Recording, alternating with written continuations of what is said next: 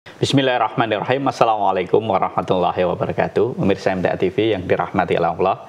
Puji syukur marilah kita panjatkan kehadirat Allah Subhanahu wa taala yang telah memberikan kita begitu banyak kenikmatan yang jika kita coba menghitungnya niscaya kita tidak dapat melakukannya.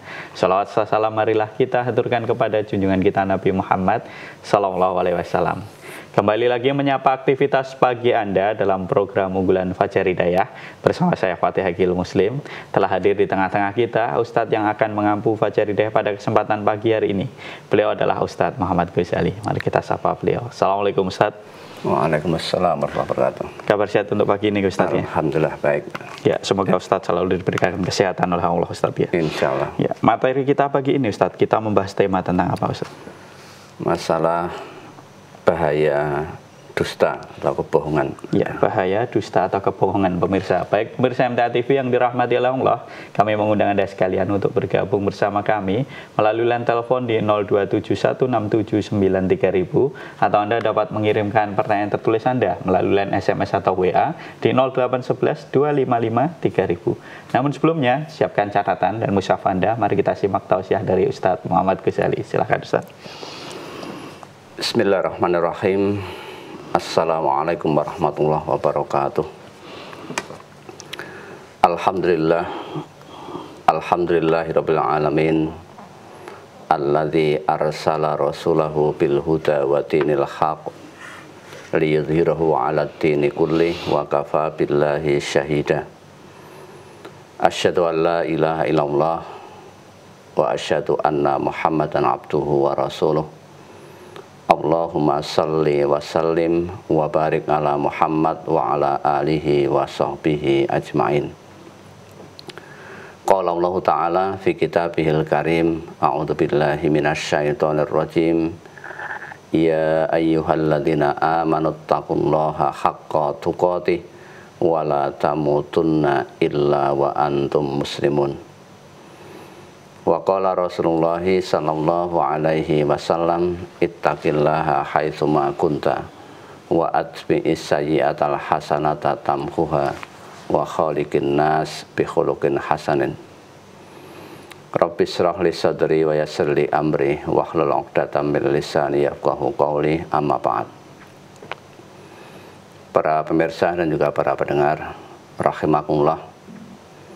Marilah pada kesempatan pagi hari ini kita bersama-sama memanjatkan puji dan syukur kehadirat Allah Subhanahu wa taala bahwa kita masih diberikan waktu, diberikan kesempatan untuk menjalani kehidupan yang ada di dunia ini. Tentu kita menyadari bahwa hidup kita ini tidak akan kekal pada saat kita hidup di dunia. Hidup kita adalah sementara. Semua apa yang ada di dunia ini sifatnya hanya sementara. Ma indakum yanfadu wa ma indallahi baq. Apa yang ada di sisimu pasti akan sirna, akan lenyap. Yang masih tetap atau yang kekal adalah apa yang ada di sisi Allah, yaitu negeri atau kampung akhirat. Nah, sekarang kita berada di dunia, tentu kita gunakan untuk persiapan menghadapi pertemuan yang agung. Yakni kita berjumpa dengan Allah harus dengan membawa amal yang banyak. Karena bekal untuk hidup di akhirat ya hanyalah amal yang dibalut dengan keimanan. Selanjutnya para pemirsa dan juga para pendengar, pada kesempatan pagi hari ini kita akan sedikit membahas dari hadis Nabi,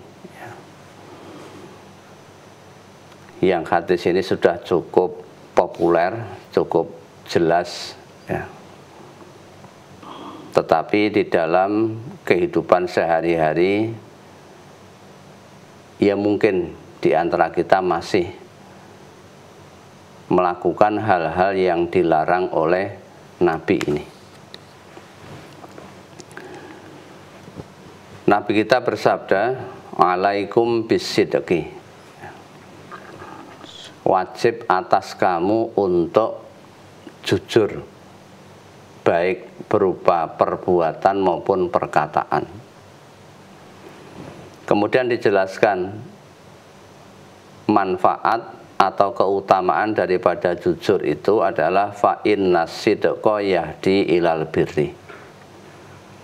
Karena sesungguhnya kejujuran itu akan menunjukkan atau akan membawa kepada kebaikan. Berarti dapat disimpulkan bahwa sumber dari segala kebaikan itu adalah jujur, ya, albir. Kemudian dijelaskan lagi wa innal birra yahdi ilal jannah, dan sesungguhnya kebaikan itu akan menghantarkan pelakunya menuju ke surga. Ini saya yakin hampir semuanya sudah tahu nilai atau keutamaan daripada kejujuran. Bahkan Nabi diutus oleh Allah untuk memperbaiki kondisi yang ada di dunia ini. Beliau memiliki sifat wajib. Yang pertama adalah as-sidqu, siddiq. Beliau jujur dalam perkataan maupun dalam perbuatan. Karena jujurnya tadi, kemudian beliau juga siddiq, amanah, ya, dapat dipercaya. Akhirnya masyarakat Arab ini memberikan gelar kepada beliau, yaitu gelar Al-Amin, orang yang bisa dipercaya. Dalam bahasa sekarang mungkin orang yang memiliki integritas, ya. Di samping jujur, amanah, dan juga tanggung jawab, ya. Hasilnya pasti akan baik, dunianya baik, akhiratnya baik. Perintahnya alaikum, maka wajib bagi setiap pribadi untuk jujur, ya. Karena jujur itu sekali lagi sumber dari segala kebaikan. Wa ma yazalur rajulu yasduku wa yataharras sidqa hatta yuktaba indallahi siddiqan. Dan senantiasa seseorang itu berlaku jujur dan terus-menerus berbuat jujur sampai nanti dia dicatat, diberikan cap, diberikan label oleh Allah sebagai siddiqon, sebagai orang-orang yang betul-betul jujur. Nabi memiliki sifat siddiq, ya, orang yang jujur. Kemudian sebaliknya adalah wa iyyakum wal kadziba. Kita dilarang atau diperintahkan untuk berhati-hati dari al-kadzib, berupa bohong atau dusta. Fa innal kadziba yahdi ilal fujur. Karena kebohongan itu akan membawa kepada keburukan, akan menghantarkan kepada kedurhakaan. Bahkan dikatakan dalam mahfudzat itu adalah ra'sul dzunubi al-kadzibu. Ra'sun berarti kan kepala atau pokok pangkal dari segala perbuatan dosa itu adalah kebohongan. Kita ibaratkan pada diri manusia. Diri manusia itu organ bisa jadi yang paling pokok itu adalah kepalanya dulu, ya. Kalau kepalanya itu bermasalah, maka seluruh organ juga akan bermasalah juga. Karena di kepala kita ada sesuatu inti, yaitu ada otak kita, walaupun nanti juga sebenarnya ada hati, ya. Tetapi simbol dari seseorang itu kan terletak pada kepala, ya. Itu merupakan mahkota, ya. Sesuatu yang berharga, ya. Apalagi kita sebagai orang Indonesia, ketika kepala kita itu dikeplak atau dipukul, itu kan mesti kita akan marah, ya. Karena simbol kehormatan atau sebagai pokoknya. Atau di mahfudzat yang lain bahwa al-kadzibu ra'su kulli khoti'ah. Dusta itu sumber dari segala kesalahan. Jadi ketika seseorang itu berbuat dosa, ya, berbuat kesalahan, itu penyebab utamanya adalah kebohongan dulu. Dimulai dari situ. Karena itu sumbernya, ya. Sumber dari segala perbuatan dosa tadi. Nabi memerintahkan supaya apa? Dihindari. Wa iyyakum wal kadziba, ya. Karena fa innal kadziba yahdi ilal fujur. Karena kebohongan itu akan membawa kepada keburukan. Dampaknya pasti jelek. Wa innal fujura yahdi ilan nar. Dan di akhirat akibatnya nanti akan dimasukkan ke dalam api neraka. Wa ma yazalur rajulu yakdzibu wa yataharral kadziba hatta yuktaba indallahi kadzaban. Dan senantiasa orang itu berdusta dan selalu berbuat dusta, sehingga Allah akan mencatat sebagai pendusta, kadzaban, ya. Jadi orang yang selalu berdusta. Kalau dua hal ini bisa kita praktekkan dalam segala lini, maka kalau kita berhitung di suatu negara, negaranya itu pasti akan negara yang makmur, ya. Baldatun thayyibatun wa rabbun ghafur. Itu kalau di dalam negara. Pemimpin-pemimpinnya itu menjadi orang-orang yang jujur. Itu pasti negaranya akan makmur. Ketika dia bekerja, juga bekerja dengan jujur, ya. Misalnya sekarang yang sedang viral, ya, dan menghabis-habiskan uang negara, itu ada yang namanya korupsi, pencurian, penggelapan. Itu semuanya kan perbuatan-perbuatan kebohongan, ya. Yang namanya korupsi ini mustahil dilakukan tanpa kebohongan, ya.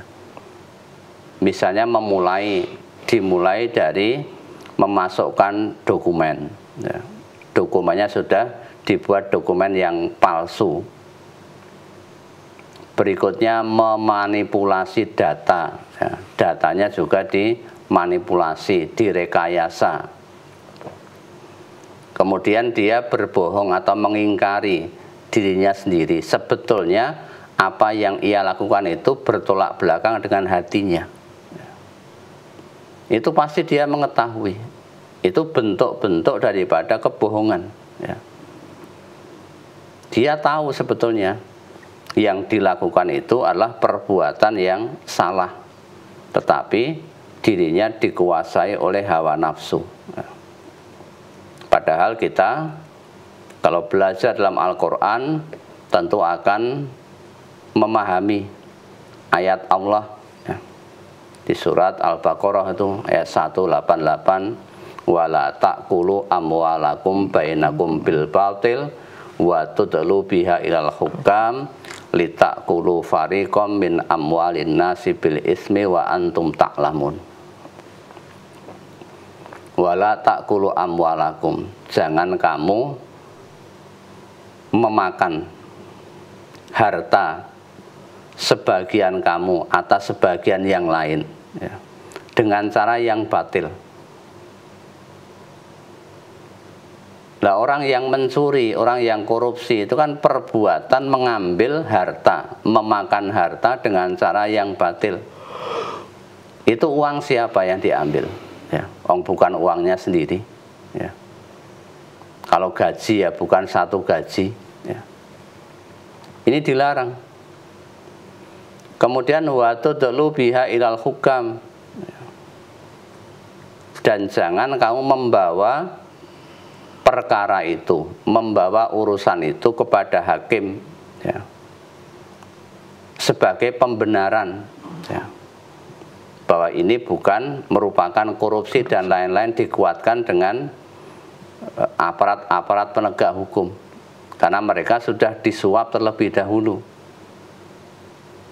sehingga di situ terjadi yang namanya korupsi secara berjamaah. Ini termasuk bagian daripada kebohongan, ya, dan dilarang dalam agama. Dia tahu hal itu termasuk mengingkari hati nurani. Kemudian yang terjadi di masyarakat misalnya apalagi ada praktek yang namanya perdukunan atau tukang ramal, ya. Ini juga sama. Yang namanya dukun atau mungkin paranormal, ini mereka berdusta dengan apa? Mengaku-aku bahwa dia mengetahui sesuatu yang gaib, ya.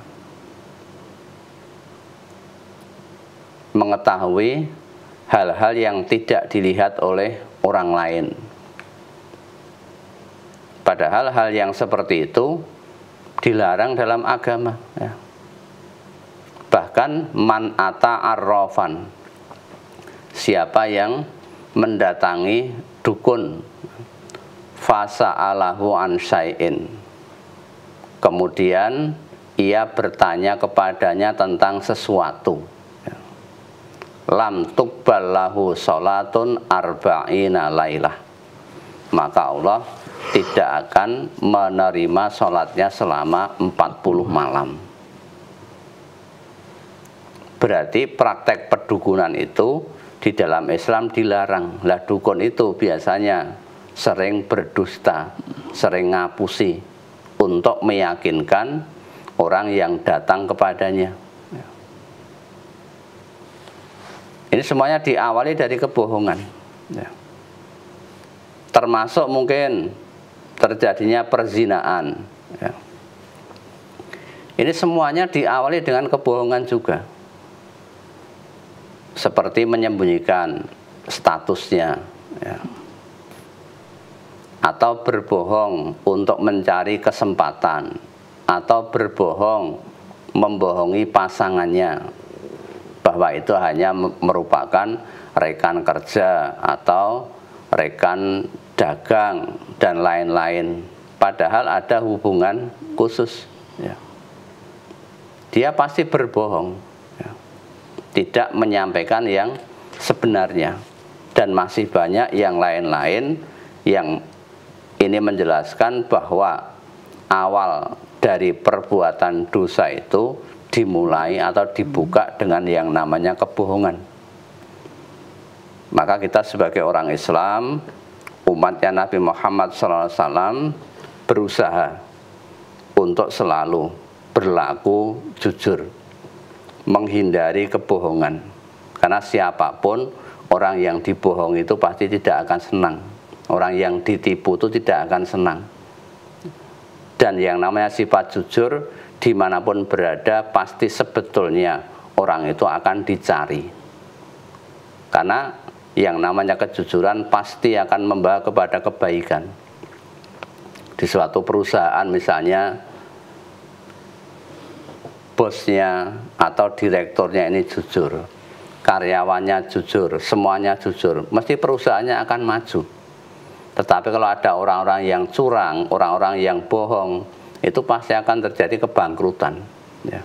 Termasuk Indonesia yang kaya raya ini, apabila orang-orang yang di dalamnya, mulai dari pejabat-pejabat negara, ya, pemegang kekuasaan, ini berlaku jujur, ya, punya integritas, pasti dijamin ya, negeri Indonesia ini menjadi negeri yang baldatun thayyibatun wa rabbun ghafur.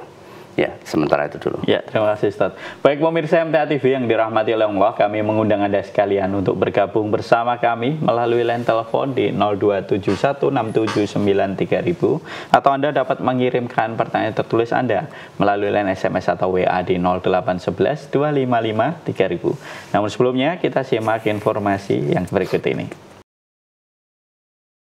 Bismillahirrahmanirrahim, pemirsa MTA TV yang dirahmati oleh Allah, kita kembali lagi dalam program unggulan Fajar Hidayah. Pagi ini bersama dengan Ustadz Muhammad Ghazali. Kami mengundang pemirsa sekalian untuk bergabung bersama kami melalui line telepon di 02716793000 atau Anda dapat mengirimkan pertanyaan tulis atau melakukan panggilan WA di 08112553000. Untuk kesempatan pertama di sesi kali ini, kita sapa pemirsa yang telah terhubung. Halo, Assalamualaikum. Halo, Assalamualaikum. Waalaikumsalam warahmatullahi wabarakatuh. Ya, dari siapa, di mana? Dari Ibu Mutrika, Bengkulu Utara. Silahkan Ibu. Ya, Assalamualaikum warahmatullahi wabarakatuh, Pak Ustadz. Waalaikumsalam warahmatullahi wabarakatuh. Silahkan Ibu. Ya, setelah kita mendengar kajian tentang larangan berbuat bohong, di sini yang saya tanyakan, apakah ada bohong yang diperbolehkan dalam syariat? Kalau ada, tolong sebutkan contoh-contohnya. Itu saja. Assalamualaikum warahmatullahi wabarakatuh. Waalaikumsalam warahmatullahi wabarakatuh. Sebagaimana yang disabdakan oleh Rasulullah bahwa kita dilarang untuk berbohong dalam kondisi apapun. Itu yang pertama, prinsip yang harus dipegang. Karena kita dilarang wa iyyakum wal kadziba. Hati-hati atau jauhi dari perilaku atau perbuatan dusta atau bohong. Fa innal kadziba yahdi ilal fujur wa innal fujur yahdi ilan nar. Karena yang namanya kebohongan tadi akan membawa atau menghantarkan kepada kedurhakaan. Sementara durhaka itu akan melemparkan pelakunya ke dalam neraka. Ya. Ketika kita menghadapi satu masalah, misalnya ketika itu Nabi ini bersama dengan sahabat, ya, yaitu yang bernama Abu Bakar. Pada saat itu ada orang yang hendak membunuh Nabi. Lah orang yang membunuh Nabi tadi itu belum mengetahui yang namanya Nabi itu wajahnya seperti apa. Karena dia tertarik dengan adanya sayembara yang hadiahnya sangat besar, ya.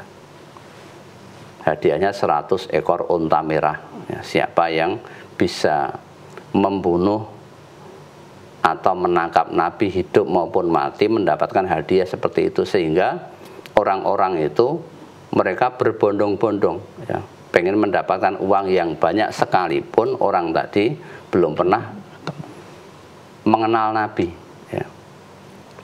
Nah, yang dia kenal adalah Abu Bakar. Nah, dia tanya kepada Abu Bakar, ya, wahai Abu Bakar, siapa orang yang di depanmu itu? Ya. Kemudian Abu Bakar menjawab, ya, menjawab dengan tidak sesungguhnya. Ya. Apa yang dikatakan Abu Bakar? Dia adalah penuntun atau penunjuk jalan saya. Ya.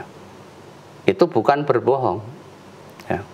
Hanya sebagai satu takiyah, ya, satu metode atau satu cara untuk menyelamatkan diri, ya.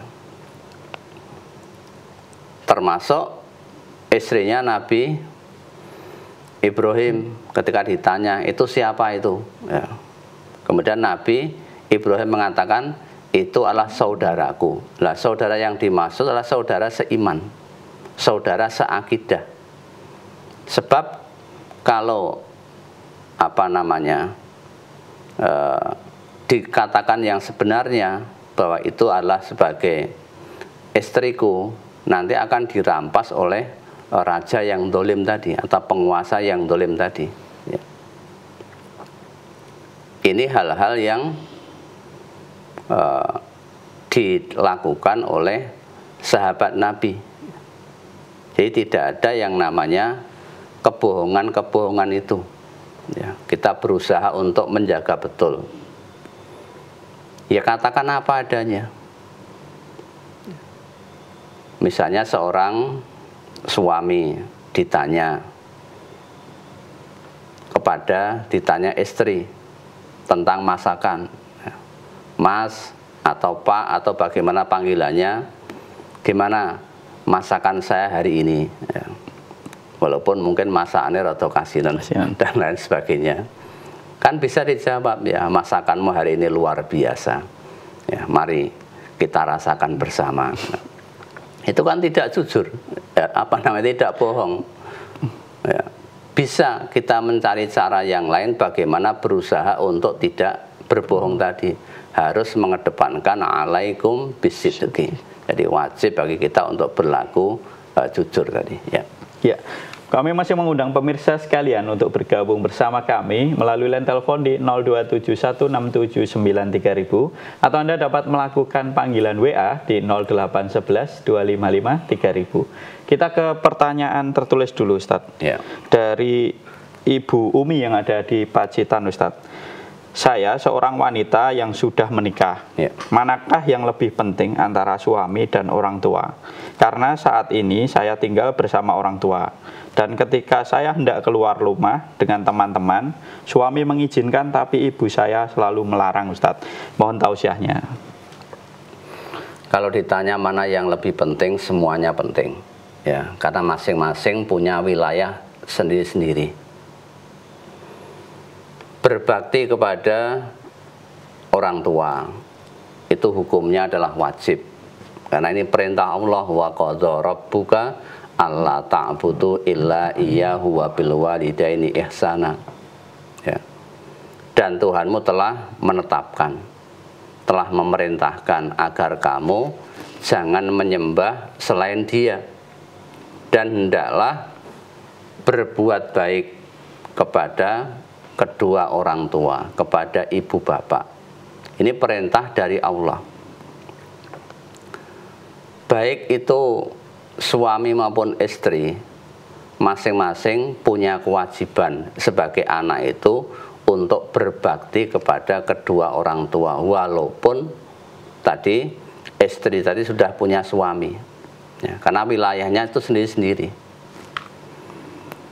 Kemudian kepada suami bagaimana? Ya, kepada suami, seorang wanita juga punya kewajiban untuk berbakti atau taat kepada suami. Sebetulnya itu bisa dikompromikan, ya, jangan dipertentangkan. Ya, seolah-olah kalau seorang wanita itu sudah menikah terus dia tidak berbakti kepada orang tua, bukan begitu. Ya. Tetap dia berbakti kepada orang tua.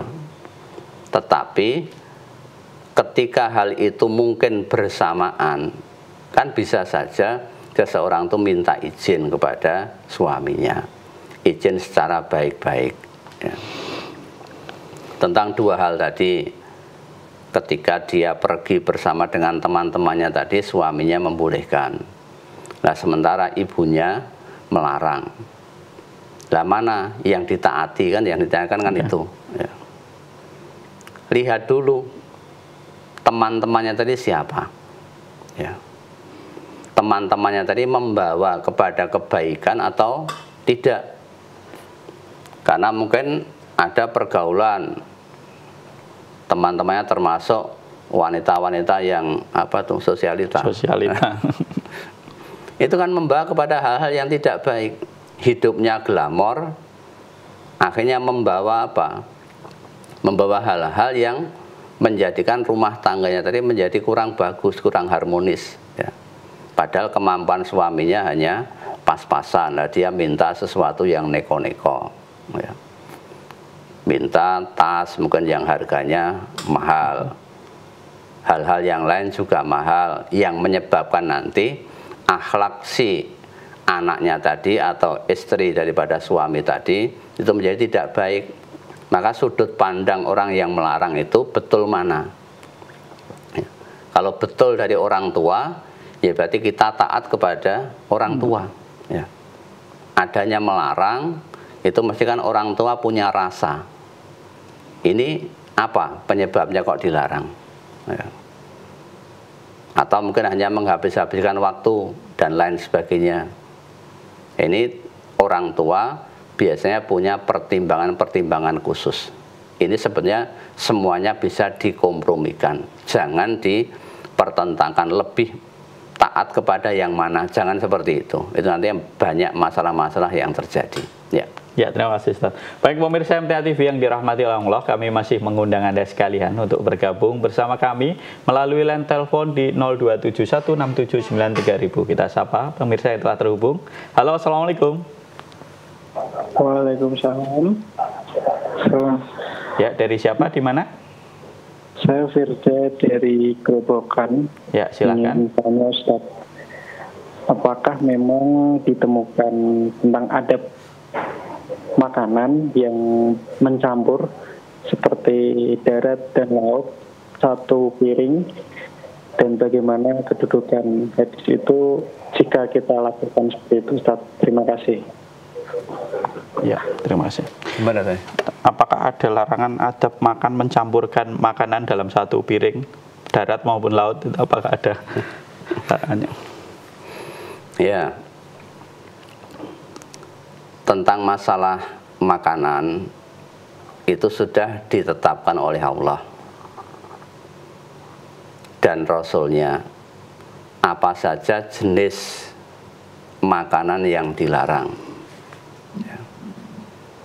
Termasuk Nabi juga menetapkan al-halalu bayyinun wal haramu bayyinun. Yang halal itu jelas, yang haram juga jelas. Ya. Wa bainahuma umurun mustabihat, tapi di antara keduanya ada hal-hal yang samar, ada hal-hal yang ragu. Selama ini yang kita ketahui dalam satu hidangan, satu piring itu bercampur antara makanan yang hewan yang ada di laut dan yang ada di darat. Apakah diperbolehkan? Selama ini kami belum tahu larangannya. Ya. Misalnya apa? Yang laut, misalnya ada udang. Ya. Kan ketika kita jamuan walimatul urus itu kan ada udangnya. Nah, terus di samping itu ada daging sapi. Nah, campur itu. Berarti kan berada dalam satu piring, satu nampan. Ya. Ya. Tentu hal seperti kalau tidak dilarang berarti ya boleh, ya. Karena kami belum tahu apa yang dilarang, ya. Karena kita di dalam agama ini sifatnya hanya mengikut, ya. Kalau ada yang bilang di dunia ini asalnya, ya, al aslu an asya al ibahah, tentang urusan dunia itu semuanya adalah boleh, kecuali adanya dalil yang melarang. Ini kaidah usul fikih. Ini masalah urusan dunia. Kemudian dalam urusan ibadah, al aslu fil ibadati al-ittiba. Ya. Hukum asal dalam masalah ibadah itu asalnya adalah dilarang. Tetapi yang kita diperintahkanlah mencontoh, ya, mengikuti apa yang dicontohkan oleh Nabi kita. Jadi kita hanya mencontoh, tidak boleh membuat aturan baru dalam agama. Ya, selama itu tidak ada larangannya, maka hal itu tetap diperbolehkan. Tadi termasuk makan dalam satu wadah bercampur antara hewan darat dan hewan laut tadi. Ya. Ya, terima kasih Ustaz. Baik pemirsa MTA TV yang dirahmati Allah, kami masih mengundang Anda sekalian untuk bergabung bersama kami melalui line telepon di 02716793000. Kita sapa penelpon selanjutnya. Halo, Assalamualaikum. Halo, Assalamualaikum. Waalaikumsalam warahmatullahi wabarakatuh. Ya, dari siapa di mana? Ini dari Wonosobo. Ya, silakan Ibu. Iya, terima kasih. Assalamualaikum warahmatullahi wabarakatuh, Ustaz. Waalaikumsalam warahmatullahi wabarakatuh. Silahkan Ibu. Terima kasih. Yang ingin saya tanyakan di sini Pak Ustadz. Saya kan punya anak, tapi jauh dari orang tua. Tapi setiap anak kunjung sama orang tua, mengunjungi orang tua kan, insya Allah saya selalu mengingatkan masalah sholat. Jangan sampai meninggalkan sholat, jangan sampai meninggalkan sholat. Itu yang saya pesan sama anak saya. Lalu pikiran saya, walaupun saya sudah pesan begitu, anak saya sholat atau tidak kan saya tidak tahu karena jauh dari orang tua.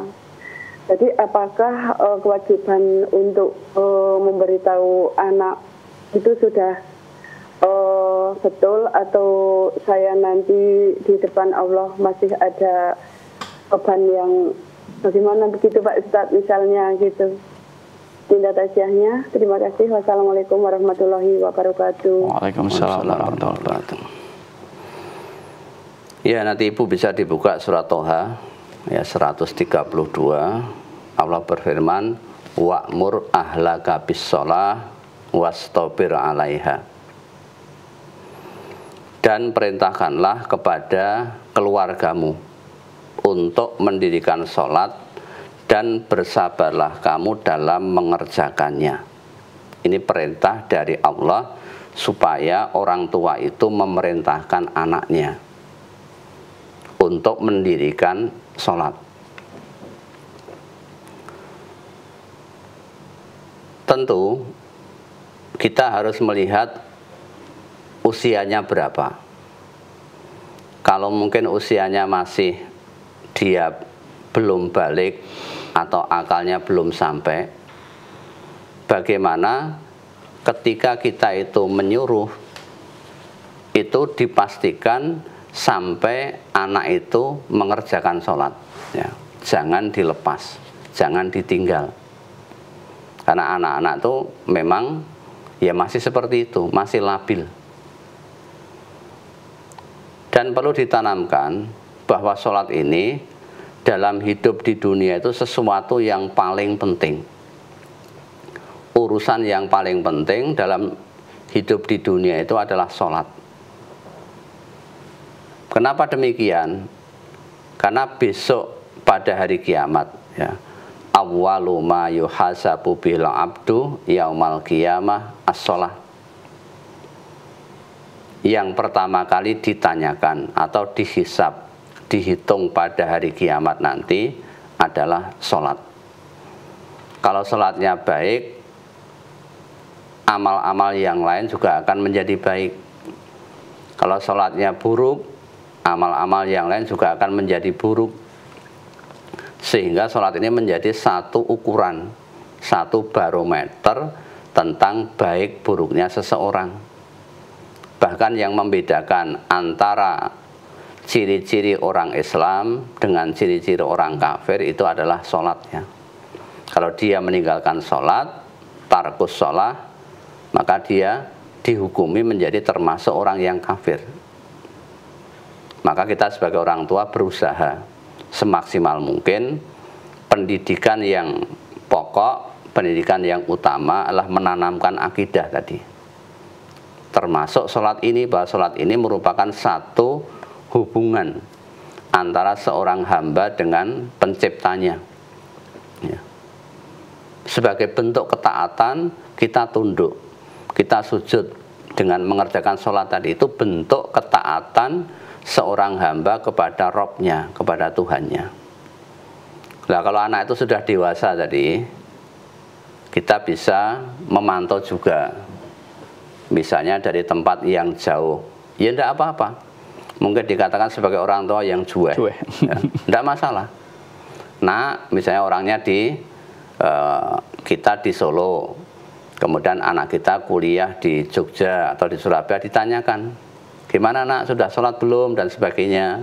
Itu kan ditanyakan boleh-boleh saja. Dalam rangka tadi, menjaga keluarga kita, ya, qu anfusakum wa ahlikum naro, jagalah dirimu dan keluargamu dari api neraka, ya.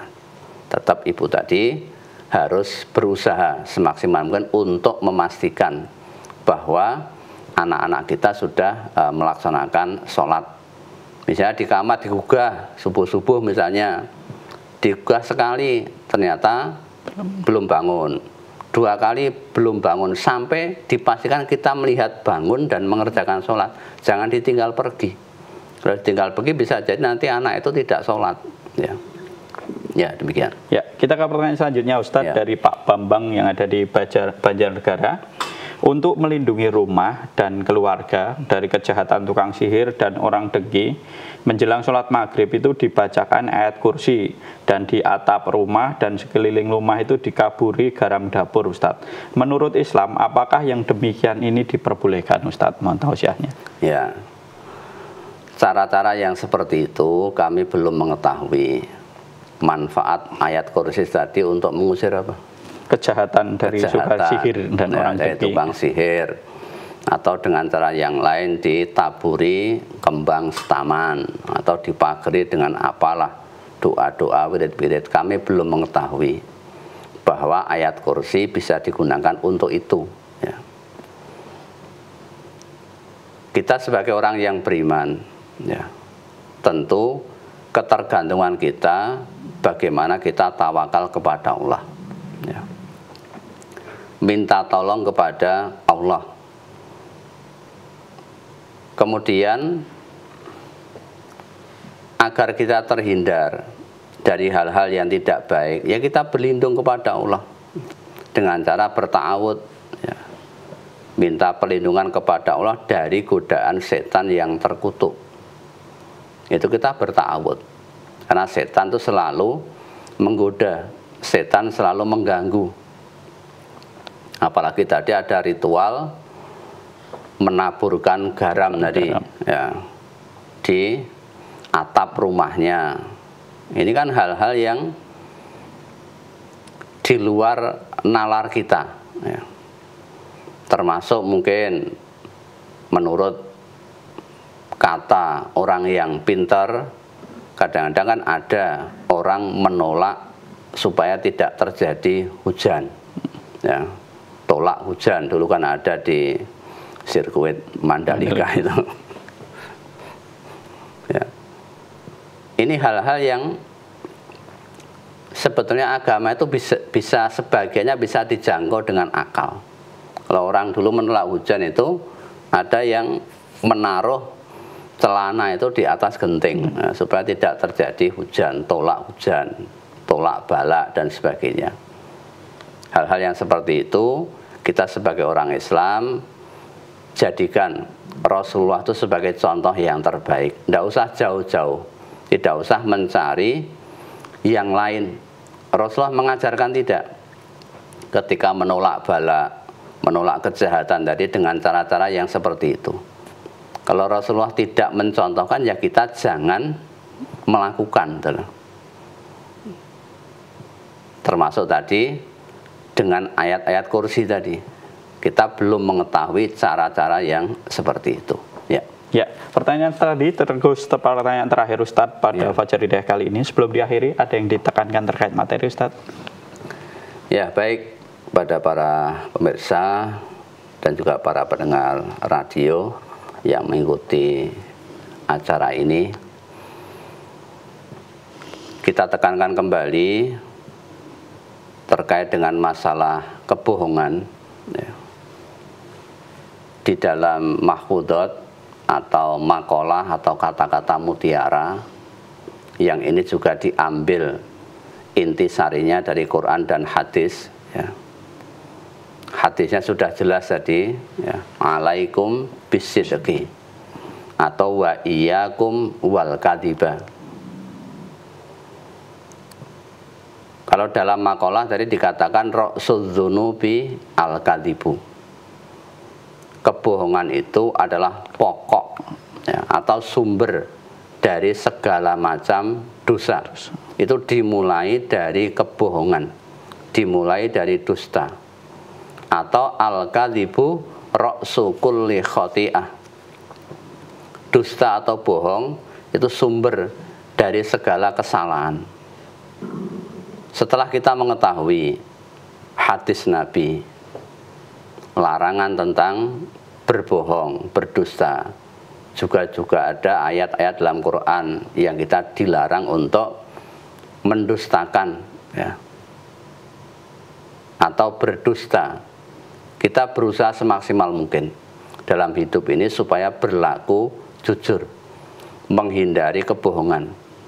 Pasti semuanya itu akan membawa kebaikan bagi diri kita, karena kita mengikuti apa yang telah diwahyukan oleh Allah dan yang disabdakan oleh Rasulullah. Ya, terima kasih Ustaz atas tausiahnya. Semoga kita dapat terjauh ya Ustaz dari sifat-sifat dusta dan kebohongan. Semoga bisa menjadikan pelajaran, peringatan sekaligus kabar gembira bagi kita semuanya. Assalamualaikum warahmatullahi wabarakatuh. Waalaikumsalam warahmatullahi wabarakatuh. Baik pemirsa MTA TV yang dirahmati oleh Allah, itu tadi program unggulan Fajar Hidayah pada kesempatan pagi hari ini bersama dengan Ustadz Muhammad Ghazali. Saya Fatih Akil Muslim bersama kru yang bertugas undur diri.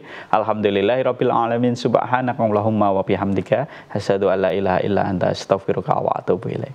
Wassalamualaikum warahmatullahi wabarakatuh.